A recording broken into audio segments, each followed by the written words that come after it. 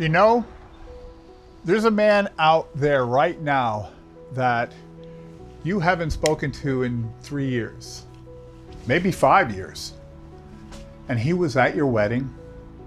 He was at your father's funeral. In fact, hey, he was that guy that you called at 2 o'clock in the morning when your kid was sick and you asked him, could you please meet me in the emergency room? And today you have to pull out your phone, hit your contacts and scroll through them just to remember his last name.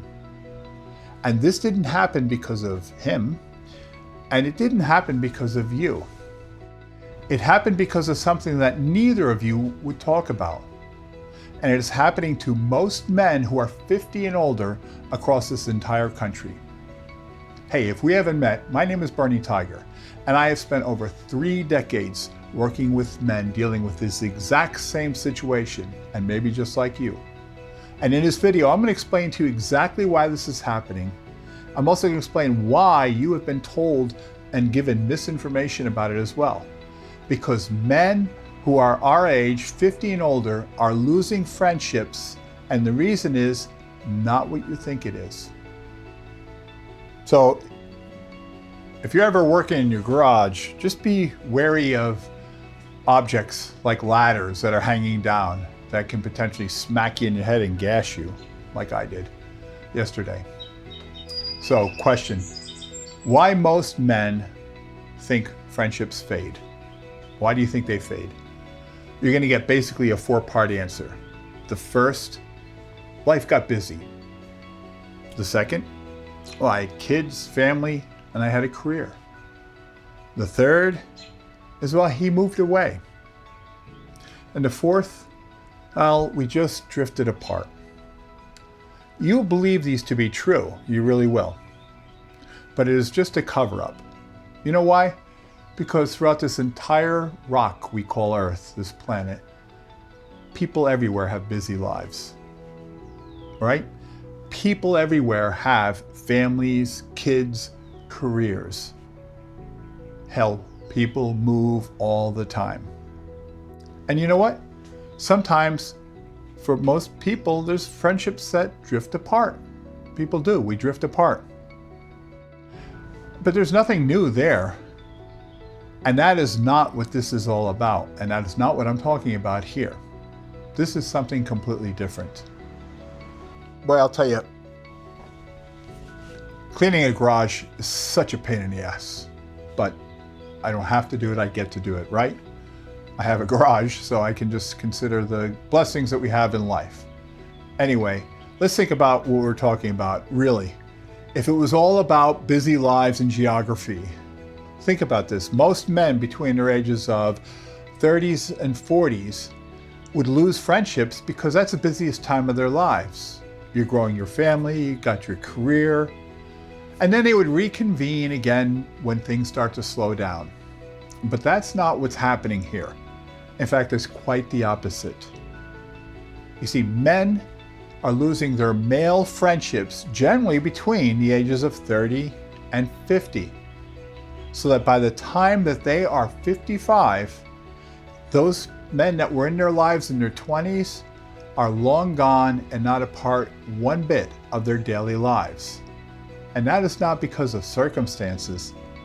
No, friend, it's something much deeper. So let me tell you something that I haven't even told my family yet. And this is about a guy that I knew that I just found out a week ago, that was less than a week ago, that he had just died. Now, I knew this gentleman, and his name was Eddie, and I knew him when I was in my 20s. And how I knew him was that we were both in bands, separate bands, but we were in bands together because back then, bands traveled in circuits. There would be different bands playing together in different clubs, but we traveled in circuits. We'd travel the East Coast of the country in different clubs, and we'd be in same vicinity in areas, and that was kind of the way this thing worked in a sense. But let me preface this first so that you can understand the context of this and why this ties into what we're talking about with friendship, right? When I was 11 years old, I lost my father. He died of cancer. Right after that, my entire family disintegrated. Everything just imploded. By the time I was 17, I was homeless and I was living in a snowbank in Central Park, New York. No fault of my own. Shit happens, right? What I had going for me, and this is where this ties into the friendships. What I had going for me was that I was a musician since I was like 7 years old. I always played instruments, and back through school, and at that time, I'd always played with bands. And when I was homeless, I got to connect with some musicians.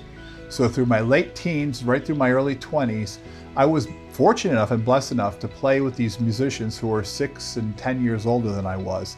And they became mentors of mine.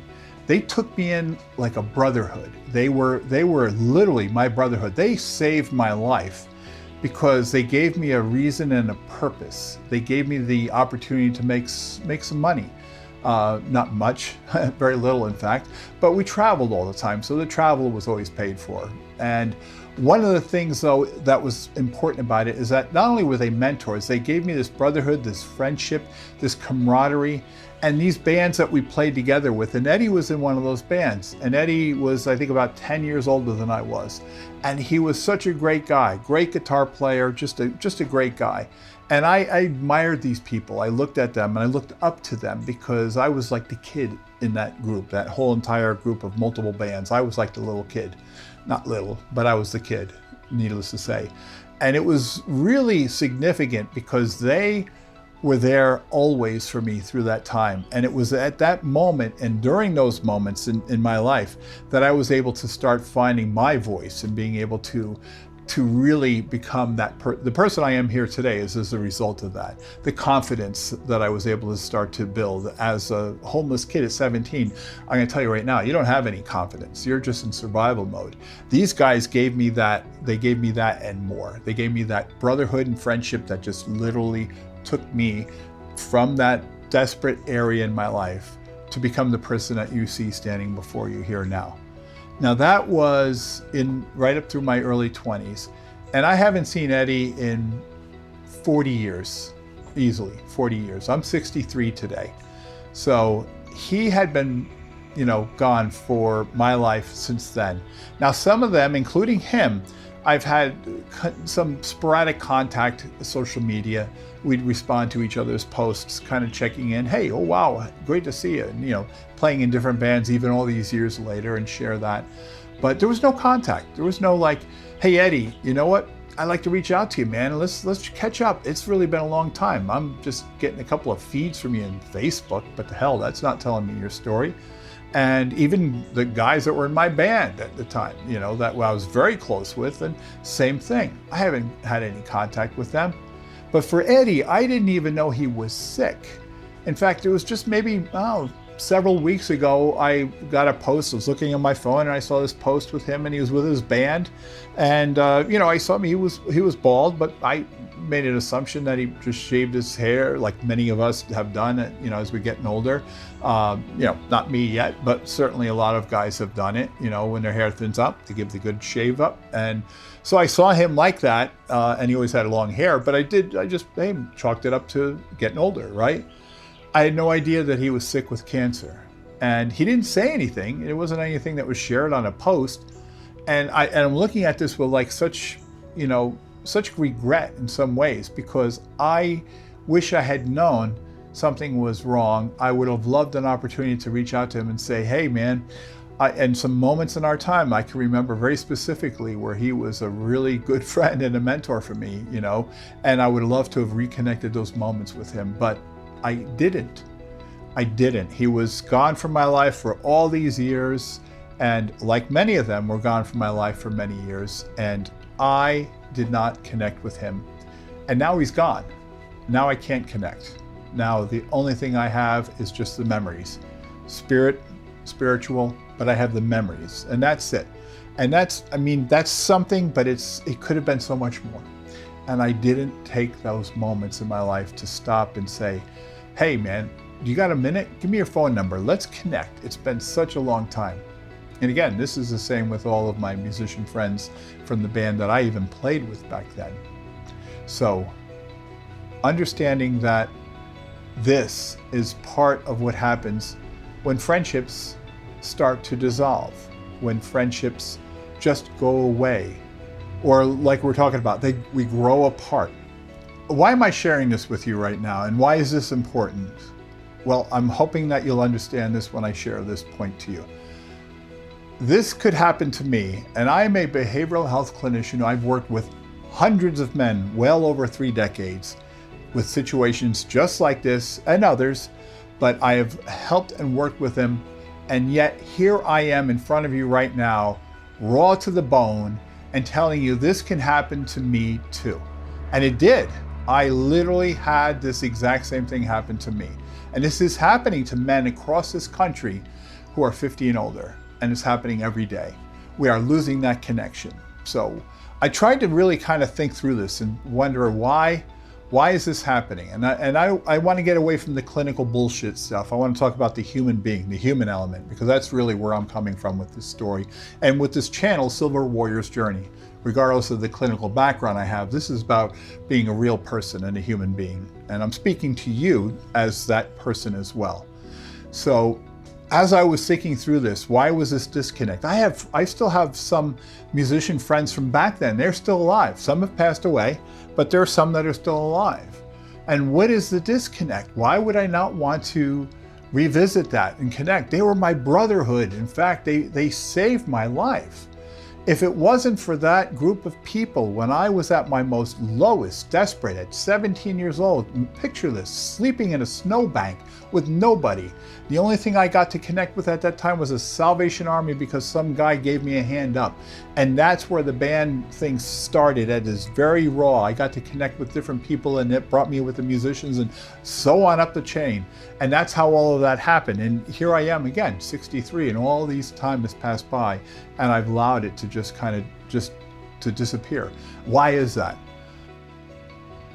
So I really have to sit in this and think about it, and I want to sit through it with you as well, because I had to contemplate, like, what the hell was going on that I would just have this separation from such a powerful group of people, so instrumental in my early life. And it dawned on me, it had nothing to do with necessarily that separation or not wanting to connect with them. Again, some of them are still alive, and I see the sporadic posts on social media. But it was something that really hit me hard, and I looked at it from this perspective. I didn't want to go back. If by visiting them, I'm going back to be that person that I was back then. And I'm not that person. I'm somebody different today. And I didn't want to go back to be that person, because you know what? That person back then, for me, speaking for me, represented some pain too, because it has to take me back to when I was homeless and sleeping in a snowbank and going into a Salvation Army as a kid, lost, scared to death. And then going through that whole process. There was a lot of pain. There was a lot of hurt. There was a lot of challenges that I had faced. There was a lot of starvation, not having anything to eat. I can tell you what starvation actually feels like, because I've been there. And that memory and taking myself back to that time brings me all the way back to that as well. And it really was a moment that I had to really kind of come to terms with and say, you know what? I'm like, holy shit, this is exactly what was going on. I don't want to go back to that person. But then the question is, well, why can't I bring them to my present life and just reminisce on those memories? And I think for a lot of us, it comes down to whatever our experiences are in life. Everyone has trauma. There's some trauma element in everyone's life.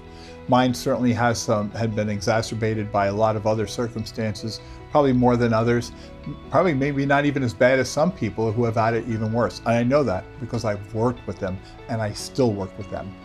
But all that being said, why not bring these relationships back to our lives in present time and let them join us in our present mode, who we are now, who I am today. By the way, I still get to play in a band, though it's very part-time, and I don't have the time to commit to something like that at all, and maybe get out every 2 or 3 months, to play out.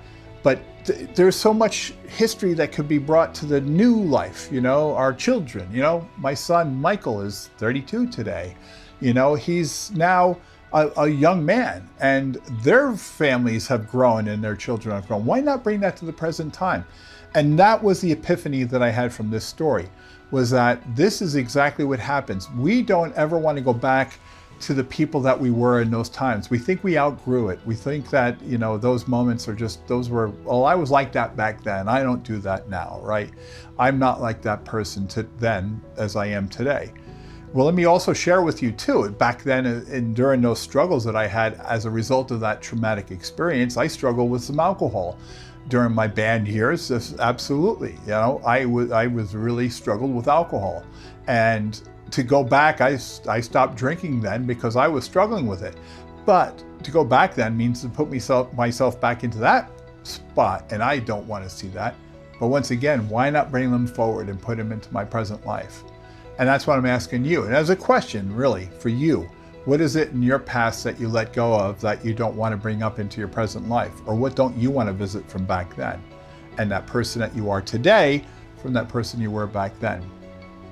So what I've come to realize as we're talking about this is there are three things that I want to hone in. I want to bring this home, right? There are three things. One, I just shared about Eddie's story and my experience with that entire story. And men who are 50 and older who don't want to go back because there was some bad experience that happened back then. There was somewhere something just didn't work. It went sour, it was wrong, it was hard, it was a trauma, it was whatever it was, and they don't want to go back. They don't want to revisit that, right? In present time today, I'm like, I don't want to deal with that. That was something that happened to me in my years ago. Don't want to deal with that shit today, right? This is a major reason why we don't go backwards, because there's something that happened. It may have happened to you in your life. I don't know what that is, but it could be something. And if you haven't had that relationship with some of those people from back then, maybe this is something for you to consider. One of the factors for you to look at, right? If this one factor right now, just like I shared with my story with Eddie, that those experiences take us to spots in our lives that we're like, I don't want to have connection with that anymore. What is the second thing? It is that adult men were never taught how to have adult friendships. We were never taught this. So think about it. Back when you were a kid, when I was a kid, and we had friendships based off of proximity, right? You had the neighborhoods and neighborhood kids. You had your buddy next door lived next door to you, right? Who was your friend. In school, it was your schoolmates in this small little cliquing group of people, right? It could have been a sports team somehow. You were connected with a sports team, and that sports team, you had friends, you had camaraderie. It was all proximity related. These were people that are around us and they were in our lives, right? As an adult, we were never taught how to deal with that. We were never even given an opportunity to even really consider this. In fact, if anything, you don't just call somebody from our past and say, hey man, what's going on? I was thinking about you. Because there's a awkwardness, there's a silent awkwardness to that. It's something that we were just never shown as an expression. It's a feeling or emotion. We don't want to expose ourselves, right? I don't want to be on the other end of that call and then have somebody say, oh wow, hey man, I'm cool, you thought of me. Or worse, you get that guy who's like, holy shit, what in the hell is up with you? Why are you calling me? We don't do that because we were never taught to do this. And so what happens? We talked about the proximity of the relationships as kids, and then now we're 50 and older, and those relationships that we had, that proximity changes as a result of death. And Eddie is a perfect example. Eddie's no longer here. Proximity change, he's dead. So number two, a big one. So that brings me to the third thing, which is the deepest of all of them. In fact, this is the core behind the reason that I built this channel, Silver Warrior's Journey, for men 50 and older. The core reason this channel exists is because of this. Because as men age, as we get older, 50 and older, as we continue to age, we start carrying things in our lives that we don't want to talk about. And that includes things like grief, or resentment, isolation. How about invisibility? These are things I talked about in my previous video. The big one, silent rage. We're carrying a silent rage. That's an anger within us. I just talked about that in another video.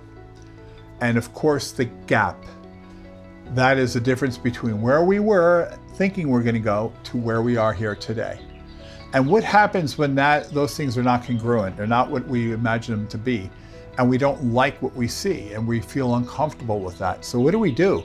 Well, I don't know about you, but in my 3 decades of working as a behavioral health specialist, the hundreds of men that I've worked with, I can say this, including to myself, self-disclosure, being vulnerable, going back in our past and having people into our lives now and exposing who we are and what we've done and what's going on in our lives is very uncomfortable. That vulnerability is a scary place. It's unsafe.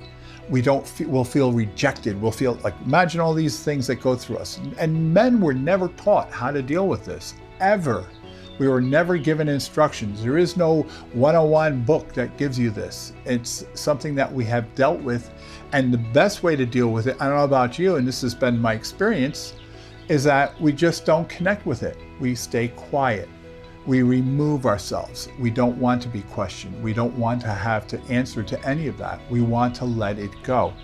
And as a result, we keep ourselves safe because I don't want to share what happened to me in my past. I don't want to share the things that have happened to me that I'm maybe not proud of, or that I'm not necessarily something that I think was an accomplishment that I thought I was going to have in my life. And I don't want to do that. Again, vulnerability equals unsafe. And human beings, men 50 and older especially, we want to be safe. And the only way to stay that way is, again, separate ourselves. So once again, Eddie, from my past, I didn't want to be vulnerable with him, so he's no longer part of my life permanently. So let's talk about what we can do with this, right? We have this information, we have all of that I just shared in this story. What can we do today? What can you do today? Well, here's what I'm going to share with you because I've already done it for me. What I'll share with you. This is something I'm going to encourage you, I'm not telling you what to do, but I'll encourage you. This week, reach out to one person from your past that you have not spoken to in years. One person. I want you to find them. I want you to reach out to them. And here's my real suggestion, my friend, because this is what I did. I want you to reach out to that person that you'll feel the most uncomfortable with. And I want you to give that message. I want you to send a text. I want you to get on that phone and make that contact. And then just say, hey, dude, man, it's been a lifetime. I was thinking about you. Hey, what's up and what's going on? That this is what's going to happen as a result of that. That person may be shocked, but they will turn around and be like, oh my God, I was thinking of you not too long ago. Wow, who knew that we would connect? And what happens from that? We rekindle an entire friendship. I have a whole video I talked about with a friendship of mine from my past that we accidentally reconnected and have become the soulmates as best buds are and can be again as a result of that. So one thing I would ask you to do, please consider to do this. Reach out to that one person, but make it that person who you're not going to feel the most comfortable to talk with, because we need to push ourselves to feel that vulnerability. We need to push ourselves to be uncomfortable, right? This is truly, even at 50 and older, right? Even at 63, this is where growth happens, right? It is the gym metaphor, the life metaphor. I push the weight, I break the muscle fiber, it grows back twice as strong 2 days later. We push ourselves to that tether to break, to get stronger. And this is the reason I'm saying, reach out to that conversation with that person that you don't necessarily want to have that first contact with, because that's where you will feel the actual strength of your life and your ability to be able to reconnect. And I'll tell you, friend, you start that journey, one thing, just taking one little task for you to do. You start that journey and your life will start to change significantly, and you will be able to rekindle these friendships one at a time. So hey, if you found any value in this video, could you please consider subscribing? I have a lot of content I'm moving forward with and coming out, all of it tied to the Silver Warriors Journey channel. And the Silver Warriors Journey is silver, we're warriors, and we're on our journey. And at the end of the day, this is what this whole video is about. Conversation, journeys from then till now. But please, I'd consider subscribing to this channel. If you'd like to know about how you can join a community of like-minded people that are discussing and having these kind of conversations and engagement, and you're 50 and older and you've got those words of wisdom and experience, which I know you do by default, I'll have a link below in the description for the Tiger's Den. The Tiger's Den is a community, a private community that I have that is specifically for men 50 and older, for the Silver Warriors Journey channel, and specifically for us to have these conversations with each other, to connect with each other, to learn from each other, to teach each other, to have that experience and wisdom together. So please, I'll have a link below. If you'd like to learn more about us as a channel, Silver Warriors Journey, please subscribe. I'll look forward to seeing you, because you're a Silver Warrior if you're gone through this far of the video, and I want to see you on your next part of the journey. And we'll see you in the next video.